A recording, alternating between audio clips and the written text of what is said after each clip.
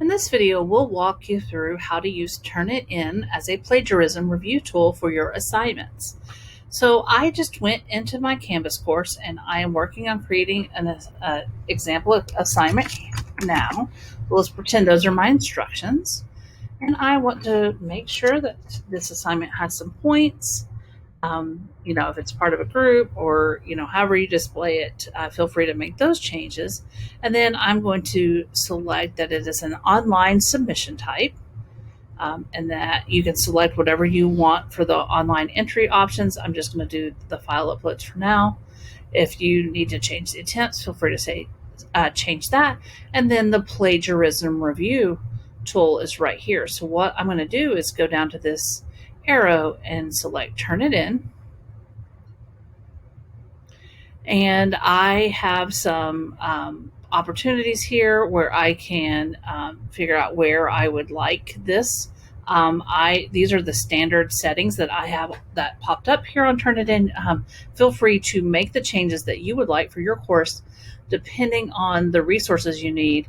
And then you can also click the Save as Default setting, so that way it will always pop up that information for you. So depending on what you are wanting to compare the student submission to, you may want to make some changes, and we'll have a link for you with some additional resources that will walk you through each of those. You can also select this nice little Need Help button, and it will take you right to Turnitin, which will talk to you about what all of these pieces mean. So that's a helpful tool for you as well. So I've now enabled Turnitin. So I'm going to go down here. You can also select when students actually see the report. It will automatically come as immediately unless you want to change that. And for me, I want my students to see their report immediately. And then I can give the actual assignment. So what does this look like once a student has submitted a Turnitin assignment? So when they go in to submit, it'll pop up a little flag next to them. And so for you'll go into your speed grader for the assignment, and you might see a nice little box right like this, this is a red 100%, and there will be a percentage there showing some things for you to go in a review, which is important for you to take a look at those, because some things may be marked that you're like, okay, that's fine. I'll show you an example in just a second.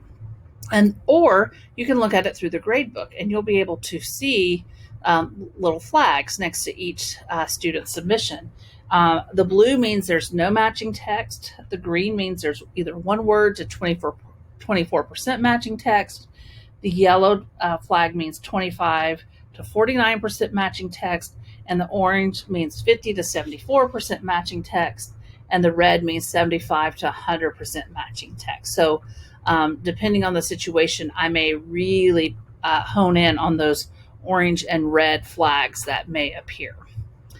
So then students can also go in and view their submission reports as well. So let's say that I'm pretending right now that I'm actually clicking on this flag to be able to see a student example. And I'm actually going to show an example from a submission that I have done for a class.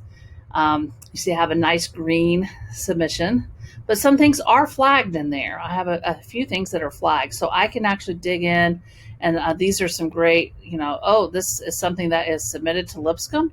Well, you can see what is marked as being submitted, and obviously other students in my class use the APA title page to also submit the same assignment. They selected the same book that I used for this review.